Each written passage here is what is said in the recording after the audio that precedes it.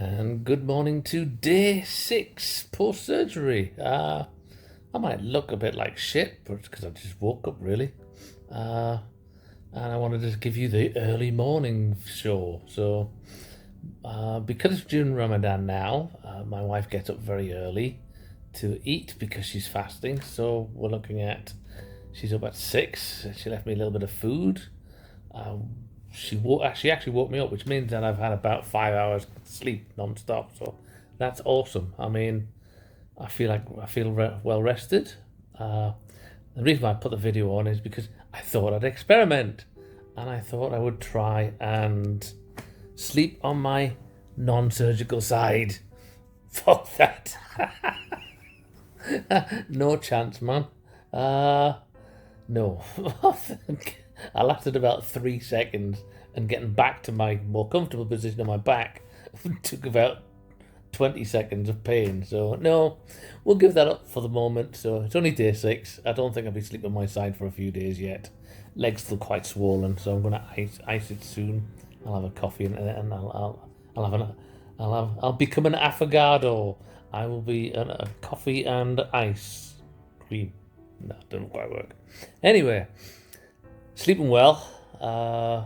I've taken half my meds. The way I take my meds is I've got some a little bit quite heavy pain meds, which are for nerve pain, and I take them at 10 o'clock at night, 10 o'clock in the morning.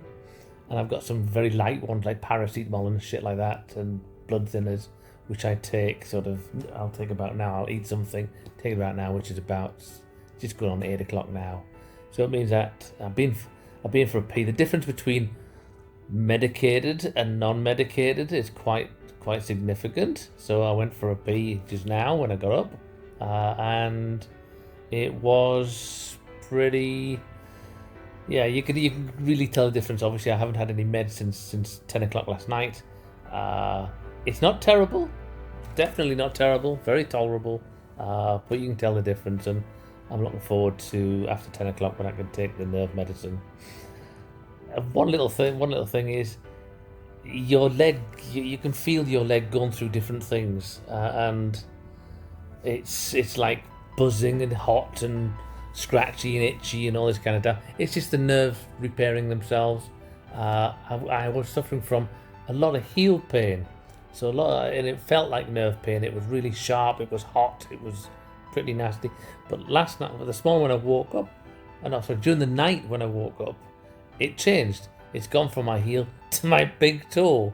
So I had a bit of an itch, and I scratched it on my leg, and bang! All of a sudden, my big toe explodes and starts getting really hot and angry and gnarly.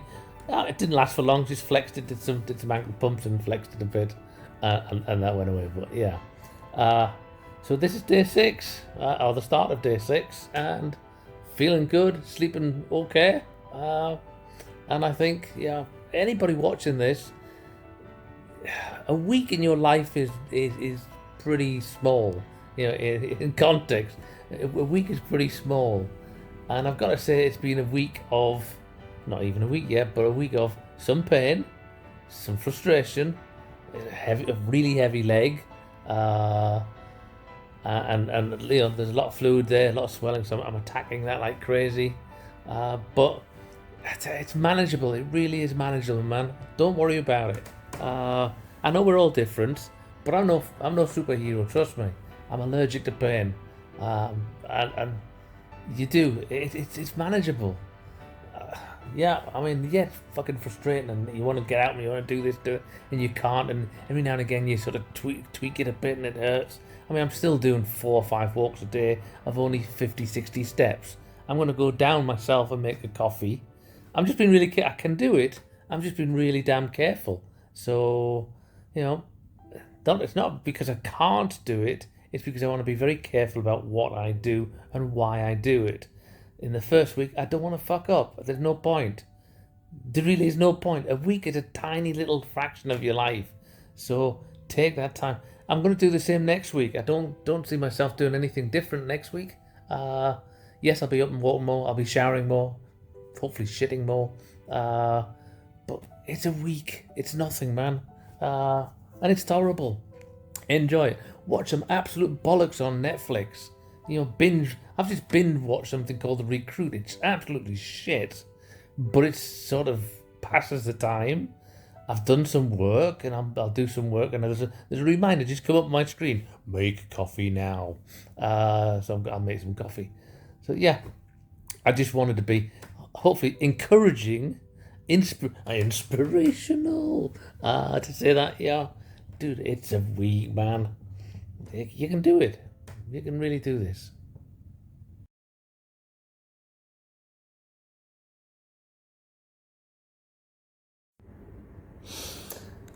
Anniversary day 7 post-op. Anterior, no, sort of anterior, posterior. I don't even know what operation I had.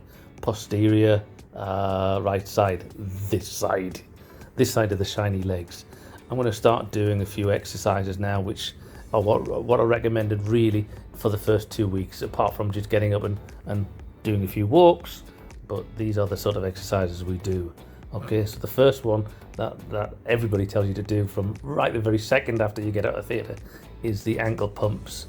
And I do these whenever I'm bored, when I'm watching TV, when I'm watching a bit of Netflix or sport or anything like that. I'll sit here and I'll do this. I'm a bit paranoid about getting blood clots, so I've been pumping away, and I do about 50 like this, and then I do 50 really fast and just wriggly a bit and just generally fuck around, and that's what I do. The second exercise that you're asked to do is, again, pretty easy. It's not easy for the first few days, trust me, and it's still not easy now. None of these are easy. It'd be wrong to say they're easy, because they're not. They take a lot of effort, and you've got to do it slow and carefully. It'll get better as the swelling comes down. You can see the leg still looks like a doner kebab thing. So this one is, I mirror everything. I do everything first on the left side, which is the good side, just to get the body to think, okay, this I've got to point the toes at the ceiling, heels down, and I start doing that, and then I transfer onto this side. That's about max, and just bring it to center line.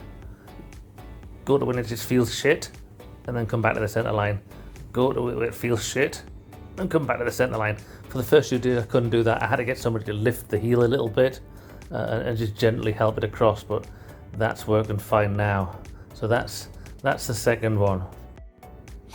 The third one that I do, again, I started off with this one, and I take it up to about 45. On this one I can obviously do what the hell I want, but I take it up to about 45 degrees and do that.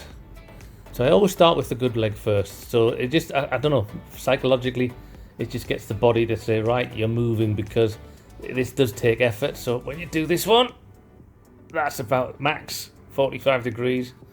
Again, you can see my foot is pointing at the ceiling, heel foot very straight. And this is using a bit of glutes, and it's using a bit of your thigh muscles here, your quads.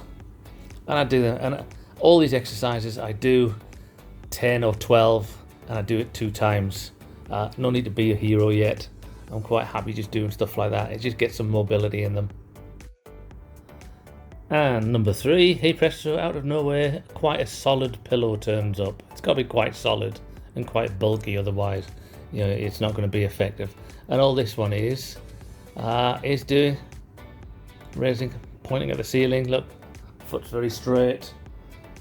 You know, I've got that locked in. I've got the knee locked in, and just down and up again.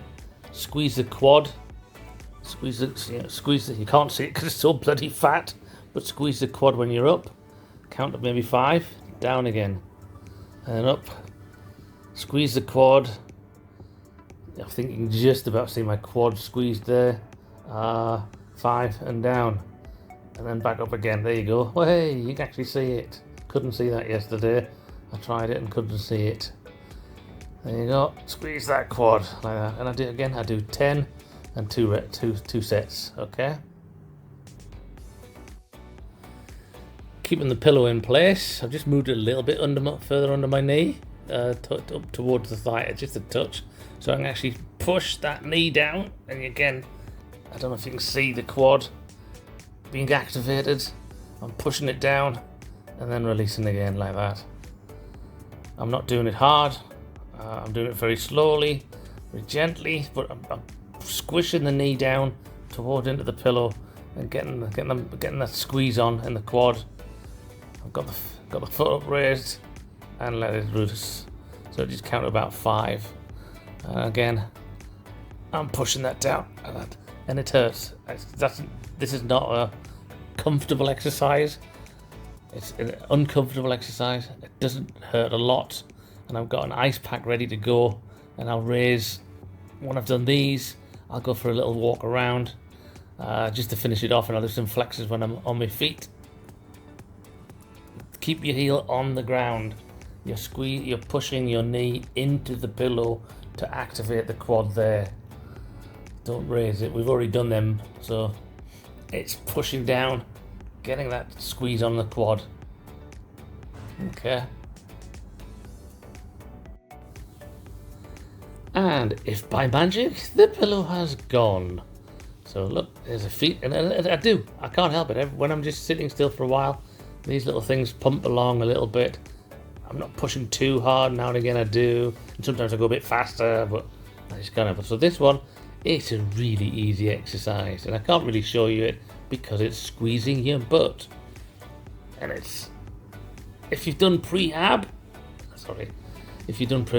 I'm used to this because I've been squeezing my bloody butt on the toilet about 10 minutes ago, and that's the biggest one. I sweat like a dog in there for about 20 minutes just trying to push logs out, and I was squeezing like this. So I'm glad I did all of that prehab, because I can actually feel the muscles and I can identify and isolate when I'm squeezing. So I could probably, because of the size of my right arse cheek now, I could probably put a walnut in between my cheeks and crack it. Pity this is not Christmas. I could sit there at the Christmas table and crack everybody's walnuts so we can sit around the fire, crack a walnut. And this is also good exercise for pushing those bloody logs out when you're on the loo. There you go. And again, I do 10 or 12 depending on how I feel, and I hold it for 5-6 seconds and then I let it go. I can really feel my my glutes. Your glutes get pretty destroyed in the posterior surgery operation, and it does get a lot of damage, so you can really feel this one. There you go. And I'm going to do a last couple when I'm on my feet. So look, look, Mum, no hands. Look, Mum, no hands. But I do have a bedpost nearby because I need that, and I just need to get the walker out of the way a little bit. So I'm going to hold onto the bedpost like so. I'll do that, and then fairly straight. Bit difficult to be very straight holding a bloody camera, and then I'm just pulling up using quads, stretching a bit of hamstring, and I do a few of these, and these actually do feel bloody lovely. When you've been lying down on the bed a lot or sitting a lot, these actually feel great. And I could do these all bloody day, but it does tire the leg out quite quickly, and it actually tires that one out because I'm standing on the damn thing all the time. So I do a few reps of them, so sort of probably 2 sets of 10, 12 on them as well. Then nobody's told me to do this, it's just I've seen it on videos and stuff like that, but I just feel it's nice for me to do it. I feel like it's, I'm starting to feel my leg, so I push it out. So when I push it out, 2, and I push it out, 3. I don't hold it, 4. I think you're supposed to, but 5. The movement, the feel of movement in my leg is what I like. I do enjoy feeling the leg moving. So I do them, and then lastly I do these things. Again, nobody's told me to do them, but I sort of push back and slightly out. And back and just slightly out, not a lot. Back and just slightly out at an angle. And I just, again, it's for me, after being in bed all the time, it just feels so nice to actually have my leg. Now my left leg's getting a little tired. I'm not doing anything other than this. And then I'll go to the walker and I'll go for a little walk around just to stretch it all off, and that's it. And then I'll go and sit in my seat for a while, because that gives you a stretch in the glutes and the hamstrings when you stretch or when you sit down. That it's at a good height, it's got good arm rests, and I'll sit there and I'll feel sorry for myself for a while because I'm starting to get tired. All right, so I'll go for my walk now. Okay, here's my catwalk.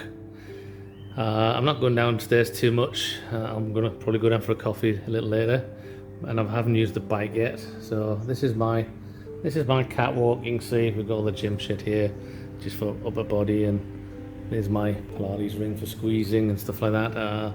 I do a bit of squeezing now for my abductors using the pillow, but I didn't feel like showing that. I'll probably show you that later on. But what I do is when I walk, obviously I can't carry this. I'll get somebody to do it for me.